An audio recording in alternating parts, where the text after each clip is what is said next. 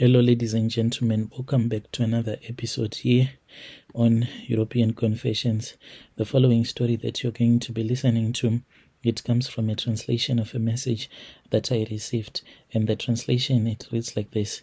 Hello, Brother Nashi, how are you? Can you please post my own story? You know, in life, never say that I'll never do this in my entire life, because that is exactly what happened to me. I am a pastor's daughter. You won't even believe it. I got married. My marriage to my husband, it was the best thing that had ever happened to me. But things really changed. Things changed so quickly, so much that I could not even understand what was going on in my marriage. Here we were, me and my husband, we were the perfect couple. He is also a pastor's son. But the moment that we started staying together, like, the man was just hating me for no reason at all. I would look at him. Sometimes he would spend many days not being at home. I had gone to complain to his own parents about these issues that were happening between me and him, but they told me that we were supposed to sort out all of this mess that was happening in the family. People were not supposed to know about this, because if they were going to find out, then it was going to cause a lot of divisions in the church. So I started suffering alone in silence, because they did not want people to know that what seemed to be more like a perfect marriage was not perfect at all. It was nothing but pain. I was always crying whenever my husband will not be at home, knowing that my husband was going to be with another woman. This was a fact that my husband had told me, that if you see me not coming back home in time, you have to know that I'll be with another woman, because I had only given him 2 baby girls. They were twins, so it was like, girls are a loss. If you have girls, what are they going to benefit you? They won't benefit nothing. So that is why this man was busy cheating on me, saying that he was looking for a woman who could give him a child, a boy.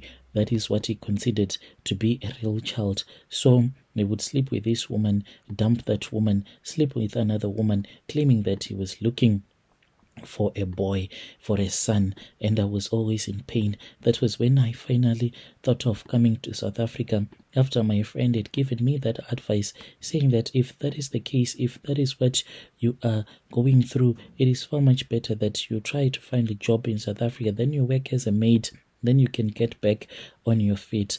But by the grace of the Lord, I then started working here in South Africa. This was in 2016. And when I started working in South Africa, I really thought that God had finally blessed me. But little did I know that there was more that was going to come. In that same year, that is when I experienced and I had an experience that was painful and humiliating at the same time. You know, I came here to South Africa as a broken woman, and I thought that maybe I was going to change my life. This was a new life, a chance to a new life. So I started working at this other luxury resort, cleaning the rooms, doing laundry. The pay was terrible. I do not want to lie to you. Whenever there would be some operations, then they would make us to hide. Then we would come out after they were gone. The days were long and exhausting. I was always feeling sad, but I was hoping that things were going to be far much better. I would cry unto the Lord, saying that me, I am surviving as an illegal immigrant in another country. Yet my father used to help other people when we were growing up. It's like at our house, people would just come.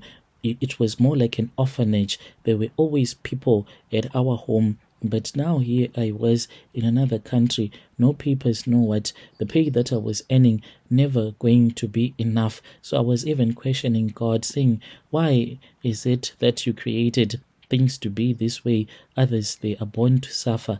Others are born to enjoy life. But I never got that answer from the Lord. One day, whilst I was cleaning one of the resort VIP suites, that was when I met him. He was an Arab guy. He was a tourist that had came to South Africa from Dubai, staying at the resort for a week. He was wealthy. This man, he was really nice to me. We just talk, and he asked me about my life, why I had came to South Africa. I think that the man is just a predator, and he found out that I had this weakness. I had been hurt so much, and I was just wishing that there was a man that would come and give me a better life. Then one evening, I was finishing my shift. He approached me outside the staff quarters. He told me that he wanted to help me. He wanted to offer me a way out. He told me that he would give me 20,000 in cash.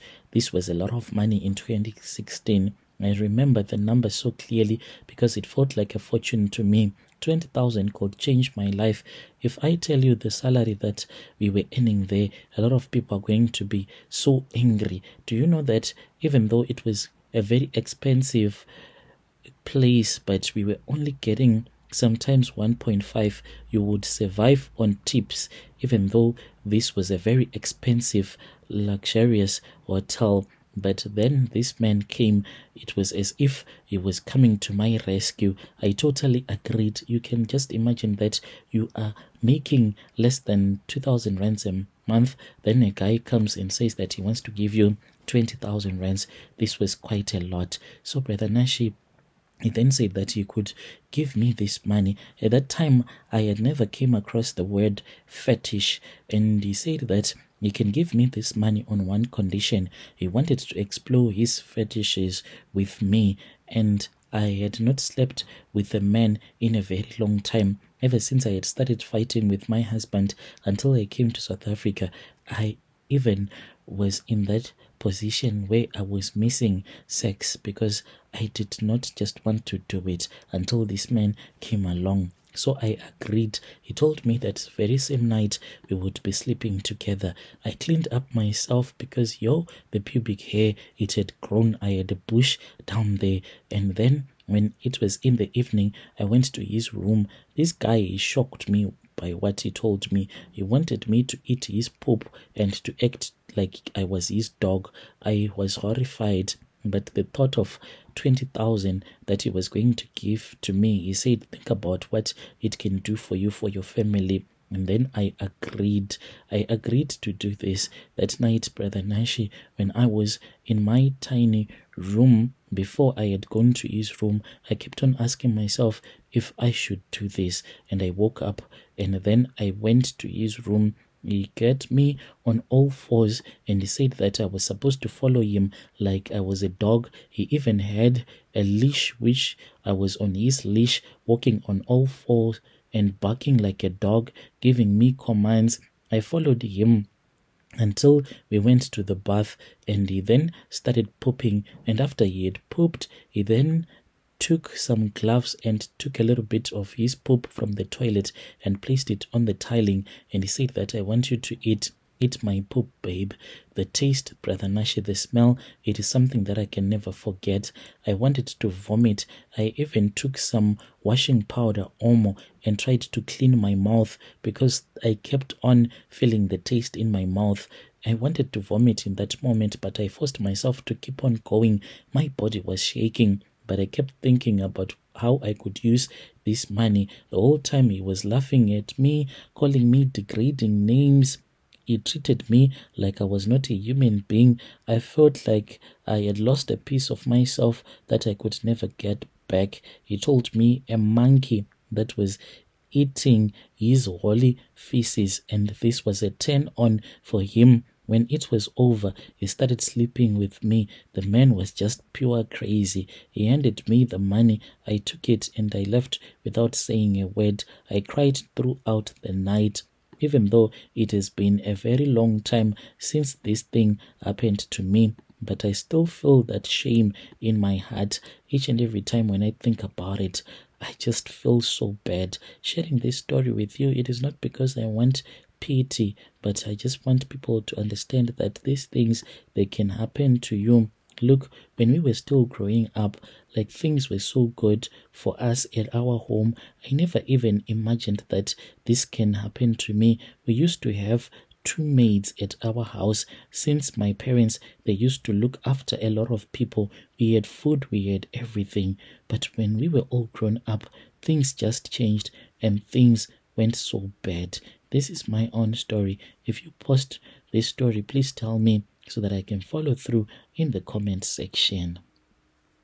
Dear listeners, right there was a message that was sent to me by one of our dear sister. That was the translation of that message that she sent to me. Strange things indeed, they do happen in this world.